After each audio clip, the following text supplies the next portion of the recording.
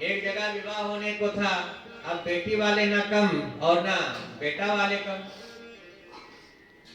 बेटी वालों ने शर्त रखा कि हमारे यहाँ विवाह तो करने आइएगा, बारात लेकर के आइएगा, लेकिन उसमें एक भी वृद्ध नहीं आना चाहिए, सब युवा ही आएंगे। कहा बहुत अच्छी बात है। लड़का वालों ने स्वीकार कर लिया। कहा कि ठीक है, कोई भी वृद्ध नहीं जाएगा। लेकिन जो दादाजी थे कहे कि नहीं, हम चलेंगे जरूर। बेटों ने कहा कि दादाजी यदि आप जाएंगे तो विवाह होना मुश्किल हो जाएगा। कहा हम ऐसे नहीं चलेंगे, हम अपने सिस्टम से जाएंगे। कहा कैसे जाओगे? कहा कि हम गाड़ी के डिक्की में बैठ करके जाएंगे, आवश्यकता पड़ेगी तो वहीं बंद रहेंगे और आवश्यकता पड़ेगी तब हम आ जाएंगे बाहर। कहा ठीक। जैसे तैसे तैयार हुए, बारात पहुंच गई, जनवासे में ठहरा दिया गया। अब लड़की वालों ने दूसरी मांग की।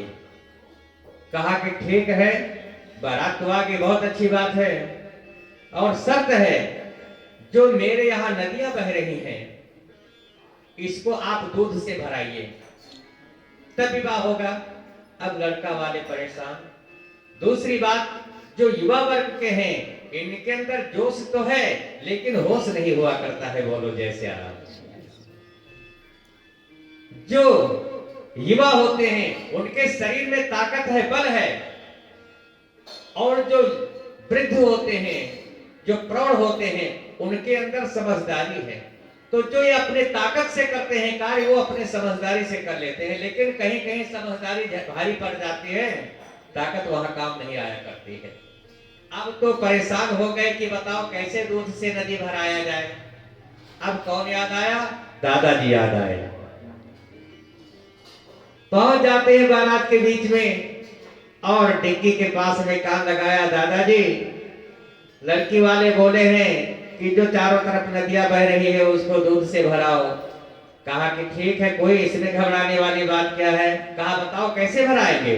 कहा लड़की वाले से जा करके बोल दो कि पहले कुल नदी खाली करवा दे, पानी से दूध आ रहा है। जब ये सूचना मिली, लड़की वालों ने कहा कि ये मैं मान नहीं सकता हूं कि इसमें कोई ताऊ जी नहीं आए हैं, कोई वृद्ध नहीं आया है। कहा कोई नहीं आया। कहा मैं मान नहीं सकता हूं, ये युवाओं के बस की बात नहीं है, ये कोई प्रौढ़ ही बता सकता है, ऐसा दिमाग लगा सकता है।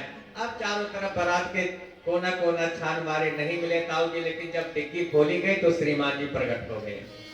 तो कहने का तात्पर्य है कि शादी विवाह जो भी कुछ है बहुत सोच समझ करके करना चाहिए।